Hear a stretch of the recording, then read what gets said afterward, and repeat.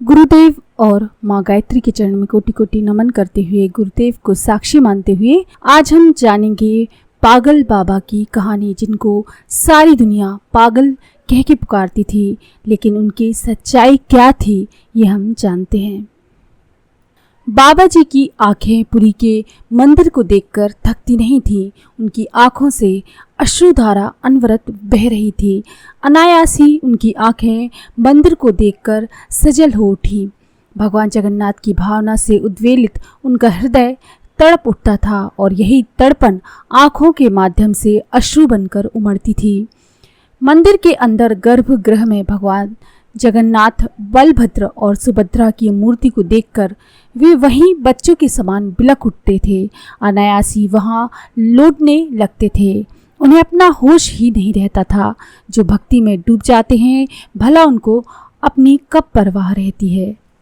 समर्पण की इस पराकाष्ठा में बाबा जी जीते थे। भक्ति की इस दिव्यता से अनभिज्ञ जन उन्हें पागल बाबा के नाम से जानते थे। कोई नहीं जानता था उनके जीवन के बारे में। लोगों के लिए वे एक पागल थे और पागल बाबा के नाम से जाने जाते थे। पागल बाबा कहाँ से आए थे और कब से वे श्री क्षेत्र में भगवान जगन्नाथ की भक्ति में डूबे हुए थे, कोई नहीं जानता था। वे शांत भाव से, अपलक दृष्टि से जगन्नाथ के विग्रह को देखते रहते थे।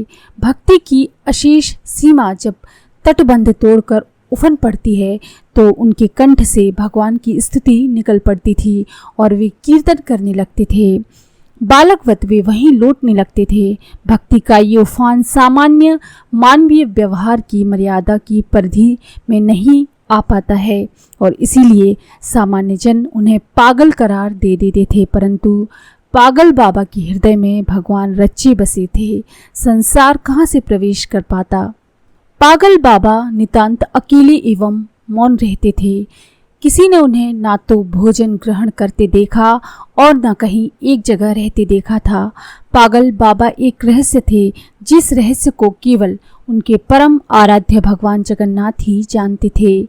सर्वांग रूपेण एवं सर्वतोभावेन, शेष तो उन्हें ना समझने के कारण पागल कह देते थे। कभी कभी उनके पास एक बालक जो श्वेत धोती पहने रहता था और कंधे पर श्वेत उत्तरीय धारण किए रहता था और माथे पर चंदन का त्रिपुट लगाए रहता था, दिखाई दे जाता था। इस बालक की देह श्याम वर्ण की थी। आंखें बड़ी बड़ी गोल एवं चमकीली थी। गले में तुलसी की माला पहने रहता था और पैरों में खड़ाऊ पहने रहता था। ऐसा दिव्य बालक जिसे देखकर मुग्ध हो उठे, सबके मन मुग्ध कर दे। उसके अधरों पर एक दिव्य एवं मधुर स्मित मुस्कान बिखरी रहती थी। पागल बाबा के पास वह तभी आता था जब उनके पास कोई नहीं रहता था या भीड़ नहीं रहती थी। वह श्याम वर्ण बालक कभी बाबा को तुलसी जल पिलाता था तो कभी भोग खिलाता था और बाबा अश्रुपूरित आंखों से उसे परम प्रसाद मानकर सहर्ष ग्रहण कर लेते थे। वह बालक पागल बाबा को अपने हाथों से खिलाता था, अपने हाथों से उनका मुख प्रक्षालन कराता था, उनका मुंह धोता था और पता नहीं कहाँ गायब हो जाता था, विलुप्त हो जाता था। पागल बाबा और बालक बड़े ही रहस्यमय थे। इस दुर्लभ दृश्य को कम ही लोगों ने देखा था, लेकिन इसकी चर्चा सबकी जुबान पर रहती थी, जैसे कि इस दृश्य के वे प्रत्यक्षदर्शी रहे हों। एक दिन पागल बाबा पता नहीं किससे बात कर रहे थे। शून्य आकाश की ओर ताकते वे बोल रहे थे, हे प्रभु, आपके इस श्री क्षेत्र में आपके बड़े बड़े भक्त आए। माधवाचार्य आए, रामानुजाचार्य आए, निम्बकाचार्य आए, श्रीमद बलुकाचार्य आए, गुरु नानक, कबीरदास, तुलसीदास आए। परम भक्त चैतन्य महाप्रभु को भी आपने यहाँ आश्रय दिया। मैं तो एक दीनहीन क्षुद्र जीव हूँ। इस संसार में रहते हुए भी सांसारिक जीवन से अपरिचित मूढ़ अज्ञानी हूँ। संसार ने मुझे नकार दिया। अब तेरे सहारे इतने दिन गुजार गया, अब आगे भी एकमात्र तुम ही सहारा हो। जब से होश संभाला है, तेरे अलावा और कोई समझ में भी तो नहीं आया। पागल बाबा कि इस भावना का समर्थन समुद्र की उद्दाम लहरें किनारे पर टकरा टकरा करके कर रही थीं। निरंतर चलती समुद्री हवाओं ने भी उनसे सहमति भरी। हवाओं से झुके नारियल के पेड़ों की भी यही स्थिति थी। इसी बीच नारियल के पेड़ से एक नारियल टूटकर बाबा के पैरों के पास आ गिरा, जैसे मानो कहना चाहता हो कि समूची प्रकृति आपकी इस भावना का सम्मान कर रही है। सूर्य की स्वर्णिम किरणों से अंतव्यापी समुद्र पिघले हुए स्वर्ण के समान प्रतीत हो रहा था। समुद्र के किनारे पागल बाबा रेत में बैठे हुए सूर्य भगवान को निहार रहे थे। सूर्य भगवान स्वयं पागल बाबा की भक्ति से प्रसन्न होकर उनके चरण पखारने के लिए उद्धत हो रहे थे। समुद्र की लहरों में श्वेत फैन सूर्य किरणों से सराबोर होकर स्वर्णिम लग रहे थे। इनकी घरघरा नाद से बाबा के अंतस में भावना और भी विगलित हो उठी। इसी बीच श्याम वर्ण का वह दिव्य बालक मधुर व्यंजनों एवं फलों से सज्जित स्वर्ण थाल लेकर अचानक प्रकट हो गया। बालक को देखकर बाबा की आंखों से अश्रुधारा सावन भादों के समान बरसने लगी।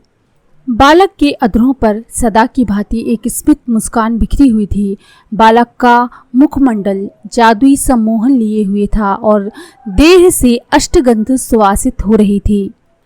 यहाँ भक्त और भगवान दोनों एक दूसरे से सुपरिचित थे। बाबा के हृदय मंदिर में वही तो बसते थे और भक्ति के लिए भगवान बरबस खींचे चले आते थे। बालक ने बाबा को पहले अपने हाथों से भोजन कराया। बाबा को मानो सुध ही नहीं रही थी। अपने इष्ट के हाथों इस व्यंजन से न केवल उनका उदर ही तृप्त हो रहा था, बल्कि मन एवं आत्मा भी तुष्ट और पुष्ट हो रही थी। भोजन कराने के बाद बालक ने बाबा से कहा, बाबा, आप विगत कितने वर्षों से जिस महत्वपूर्ण क्षण की प्रतीक्षा कर रहे थे वह आज आ गया है। मुझे आपको वह संदेश देने के लिए कहा गया है जिसके लिए आप वर्षों से भगवान जगन्नाथ से गुहार लगा रहे थे। बाबा के चेहरे पर मुस्कान आ गई और उन्होंने कौतूहल भरी दृष्टि से बालक की ओर देखा। अब बालक के मुख के भाव गंभीर हो चले थे। थोड़ा रुककर वह बोला, बाबा, ये समय बड़ा ही संक्रमण एवं उथल पुथल भरा है। वर्तमान समय में भावनाओं के प्रदूषण एवं विचारों की नकारात्मकता सघन से सघनतम हो गई है और इस कारण से असुरता ने समस्त सृष्टि में आतंक एवं अनाचार का जाल फैला रखा है। समूची धरती पर असुरों ने अंधकारमय वातावरण बना दिया है और जब तक इस अंधेरे को नहीं मिटाया जाएगा तब तक सृष्टि में मानवता पीड़ित और परेशान रहेगी। अब वह घड़ी आ पहुंची है जब भगवान महाकाल एवं उनके लीला सहचरों को असुरों से संघर्ष करना है। ये संघर्ष अति कठिन, रोमांचक एवं लोमहर्षक होगा और इस संघर्ष में आपकी भूमिका अति महत्वपूर्ण है। आपको इसी प्रकार भगवान की भक्ति करते हुए अपने तप से इस अंधेरे को तोड़ना होगा। उस दिव्य बालक ने आगे कहा, अंधेरे को तोड़ने के लिए, प्रकाश के अवतरण के लिए आपको सामान्य जनों को भी सजग एवं सचेष्ट करना होगा। वे अपनी जीवन शैली, जीवन की रीति नीति को ऐसा बनाएं कि उनका जीवन ईश्वर की ओर उन्मुख हो। कोई प्रत्यक्ष एवं परोक्ष में असुरों का सहयोगी व सहभागी न बने। इस कार्य में जितनी तत्परता होगी, धरती की कक्षा से अंधेरा उतना ही शीघ्र हटेगा। महाकाल इसका सूत्र संचालन स्वयं करेंगे और उनके देवदूत इस कार्य को गति देने के लिए इस धरती पर अवतरित होकर इस कार्य को और भी गति प्रदान करेंगे। यही मेरा संदेश है आपके लिए। अब मेरा कार्य समाप्त होता है। शेष मार्गदर्शन महाकाल के देवदूत एवं उनके ही अंशों के द्वारा समय समय पर आपको प्राप्त होता रहेगा। इतना कहकर वह दिव्य बालक अंतर्ध्यान हो गया। पागल बाबा को भी उनकी भूमिका स्पष्ट हो चुकी थी। अब तक तो वे इसी भगवत संदेश की प्रतीक्षा कर रहे थे। वह दिव्य बालक कोई और नहीं बल्कि सुदर्शन चक्रधारी माधव भगवान श्री कृष्ण थे, जो महर्षिगण उनसे परा और पश्यंती में वार्तालाप किया करते थे। आज उनसे पागल बाबा बेखरी वाणी में निर्देश ले रहे थे। पागल बाबा की प्रसन्नता एवं आनंद समुद्र के समान अथाह एवं सघन हो गया था। उनकी इस भूमिका से स्वयं वे, उनके इष्ट एवं महाकाल के देवदूतों के अलावा कोई परिचित नहीं था और हो भी नहीं सकता था। ऐसे सामान्य जीवन में कोई इतना असाधारण एवं अद्भुत कार्य कर सकता है, इसका पता भला कैसे किसी को हो सकता है, और इसका पता किसी को होना भी नहीं चाहिए। इस घटना के पश्चात पागल बाबा एक रहस्य के समान अचानक प्रकट हुए थे और अचानक ही विलुप्त हो गए, परंतु उन्हें अपनी भूमिका का संपादन करने के लिए ऐसा ही करना था। तो किस तरह से हमारे देश के संतों ने, ऋषियों ने, मुनियों ने हमारी भारत माता को कष्टों से उबारने के लिए कितने प्रयत्न किए जो हमको मालूम भी नहीं है, और इतने रहस्यमय तरीके से उन्होंने कार्य किए जिससे हम लोगों को आज ये सुख सुविधाएं प्राप्त हो रही हैं। तो ये जानकारी पागल बाबा के बारे में है। अगर आपको ये जानकारी पसंद आई हो तो प्लीज़ लाइक करें, शेयर करें, सब्सक्राइब करें मंत्र सिद्धि चैनल।